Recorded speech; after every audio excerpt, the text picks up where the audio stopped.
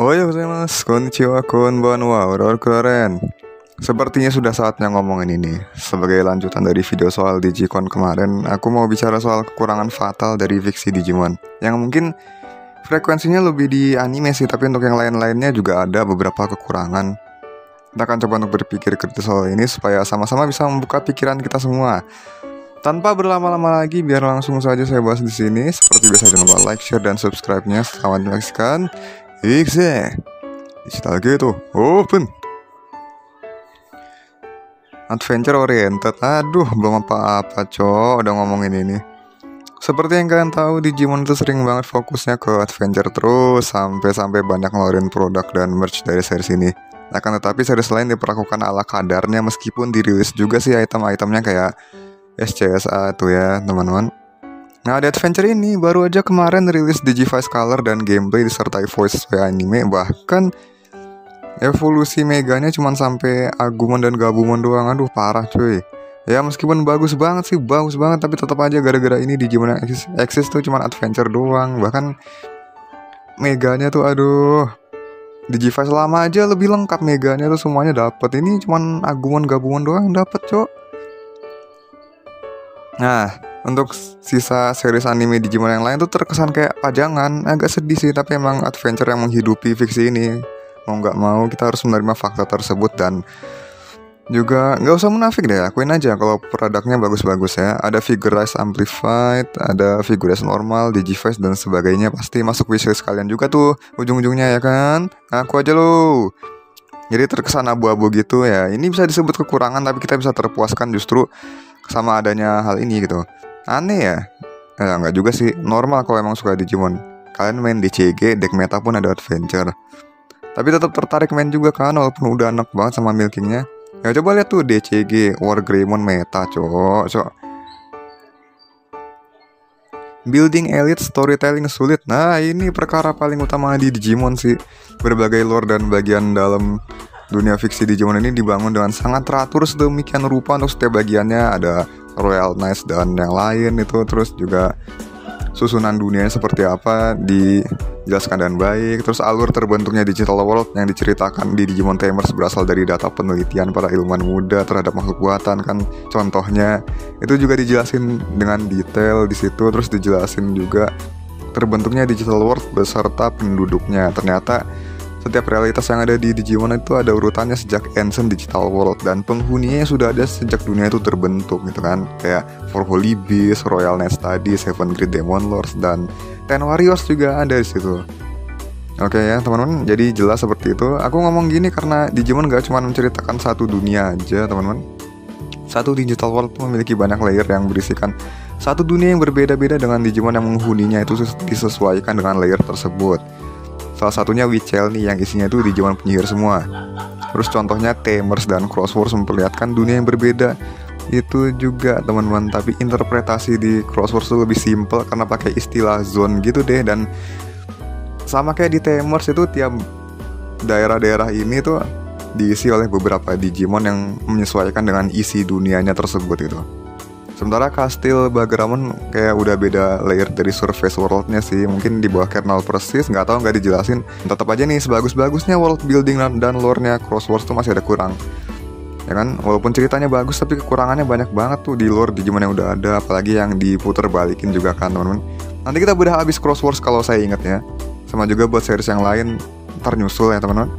Udah building bagus-bagus, kurangnya di beberapa bagian dimana terjadi inkonsistensi dan juga hal-hal yang lain lah pokoknya.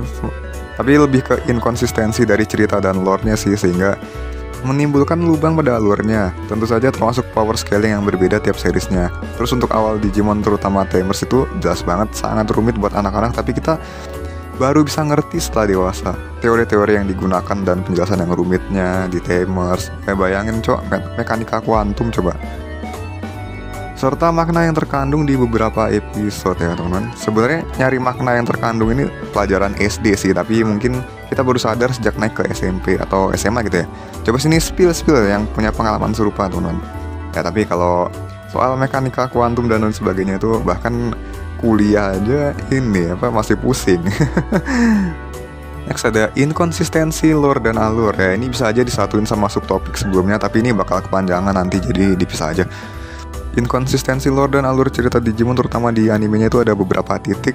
Bahkan ada juga yang konsisten di alur tapi hasilnya lain dari lore-nya ya. Dan kadang ada juga yang konsisten sama lore tapi ceritanya malah inkonsisten. Lucu emang ya. Jadi kayak diputar balik aja gitu. Crossword sama Adventure 2020 cerita unik, tapi lore untuk Digimon yang udah ada kadang diputar balik juga. Kayak Wang Longmon dewa penjaga dunia dijadiin Digimon kayak kuda gitu kan. Terus Millenniumon jadi mid boss, kalahnya cuma gitu doang. Tapi jangan salah cok, di Adventure itu juga sama ya. Untuk Apocalypse yang tercipta dari kesedihan Digimon yang wafat dalam proses evolusi, tapi dia tetap mati setelah meledakkan diri dan disegel di device. Padahal sebenarnya tuh secara konseptual dia bisa hidup lagi atau terlahir kembali selama Digimon yang bersedih karena nggak bisa survive itu akan terus ada gitu. Jadi dia merupakan eksistensi yang abstrak. Nah gini, konsep kesedihan itu jadi sumber eksistensi dirinya, dan kesedihan merupakan hal yang abstrak kan. Back again, kekurangan ini bisa dijelasin lewat berbagai scene event di Digimon Re-Arise. Namun game ini fokus hanya ke lore-nya aja, nggak sampai cerita animenya juga dibawa-bawa ke situ ya teman-teman. Bahkan sebelum semua Digimon bisa dijelasin di situ, servernya keburu tutup cok. Nah kalau di alur sendiri malah banyak inkonsisten di Adventure sejak 3. Pengarahannya ngebuang anak-anak Zero tuh, karakternya pada downgrade sifatnya, karakternya sifatnya jadi kayak badut-badut gitu. Aduh, Alphamon muncul tapi terasa out of lore ya kan. Harusnya dia netral dan muncul kalau Royal Knights bermasalah. Ya dia aja di 3 malah bantuin Yggdrasil cok. Royal Knights aja nggak dijelasin masalahnya apa, kayaknya bahkan nggak dimunculin di situ. Selain Jasmine yang mihak homeostasis dan Omegamon Taichi diakui membernya lewat kartu di Digimon Crosswords. Gila cok ya, Tri sebenarnya koneksinya kemana-mana. Ini banyak informasi jadi terkesan ya gitulah.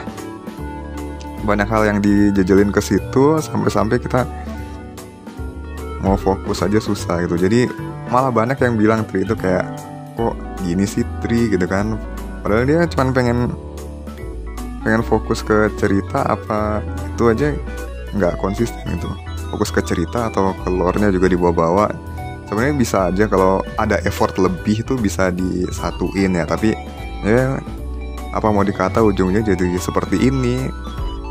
Nggak cuma gara-gara dibagi 3 movie doang sih. Tapi tiap movie aja durasinya paling berapa sih? Dibagi 4 episode, 5 episode gitu, paling sejam 2 jam lah gitu kan. Mana cuma 6 part lagi, mana cukup kalau mau dimasukin semua gitu. Tapi dipaksa aja gitu. Ya seperti itu. Masuk Kizuna pengarahannya seolah Tri nggak dianggap. Mungkin ini yang mendasari info tahun lalu soal timeline Digimon Adventure yang ini bikin kita berpikir Tri itu non-canon gitu loh. Meiko pun ada di Kizuna tapi Tri nggak dianggap. Wah ini udah fatal banget nih guys. Bikin kita jadi berspekulasi aneh-aneh. Udah mah dari sananya nggak tanggung jawab, atau mungkin nggak mau tanggung jawab malah nambah lore baru soal putus ikatan dengan Digimon. Ini lore yang sebenarnya nggak perlu banget dimasukin ya teman-teman. Bahkan penjelasan si Menoa aja nggak sesuai fakta yang terjadi sama dia gitu. Faktanya emang dewasa itu nggak harus tumbuh gede. Intinya kalau udah kebentuk mindset sendiri sejak kecilnya, mindset mandiri ya, kayak Menoa sekolahnya selesai dalam umur 14 tahun, dia jadi kayak aku bisa nyelesain semuanya sendiri, aku nggak perlu bantuan siapapun lagi gitu. Jadi secara otomatis dia tuh kayak ngebuang ikatannya dia sama Digimon gitu, karena pembentukan dirinya tuh selesai. Digimon tuh kayak buat menemani gitu, istilahnya menemani si manusia ini berkembang gitu, karena mereka kan hidup bersama, developmentnya bersama gitu kan. Menoa lebih cepet ngalamin ini karena ikut kelas Axel, sementara Taichi dan Yamato itu prosesnya natural. Di Zero tuh di beginning dapat spoiler Digivice tuh pada hilang dan Digimon yang nyisa akan punya ikatan selamanya. Nah, kita udah nunggu Taichi ketemu Agumon lagi, terus juga ini Digimon yang udah terlanjur hilang. Gimana, Cok? Aduh. Udah mah Taichi nggak jadi ketemu Agumon di sini. Di sini nggak ada yang balik sama sekali. Digimon yang udah hilang tuh nggak ada yang balik sama sekali gitu. Udahlah, emang gak ada tanggung jawabnya sama plot yang udah dibangun gitu loh. Ya kan teman-teman? Itu kurangnya fatal banget sih buat Adventure. Udah sejauh ini udah milking tapi pemikiran buat lanjutin lore-nya tuh gak dipakai gitu. Sorry kalau agak pedes semuanya, tapi emang kenyataannya seperti itu teman-teman. Nah kalau untuk series lain gimana? Kayak misal Kiyoshiro udah kelar sekolahnya umur 14 tahun, tapi dia mengulang lagi kehidupan sekolahnya. Ibaratnya kayak cuman iseng aja gitu, karena pengen doang ngulang kehidupan sekolahnya. Padahal dia sekolah udah selesai, dia juga ada kehidupan sendiri gitu kan. Exactly, tapi dia pada saat itu pun belum pernah punya ikatan dengan Digimon kan. Jadi kalau di series lain menerapkan hukum kayak Adventure di mana akhirnya semua orang bisa punya Digimon sih, harusnya ya dia salah satu orang yang bisa gitu. Bahkan nggak cuman Kiyoshiro, orang dewasa di Dats pun juga bisa. Kalau soal hukum realitas universe masing-masing ya sebenarnya sih udah beda ranah ya kalau nggak bawa-bawa adventure ya. Tapi bonding di Digimon tuh bersifat fundamental. Ini wajib ada dong di tiap series gitu kan. Walaupun ya beda-beda gitu, sekali lagi.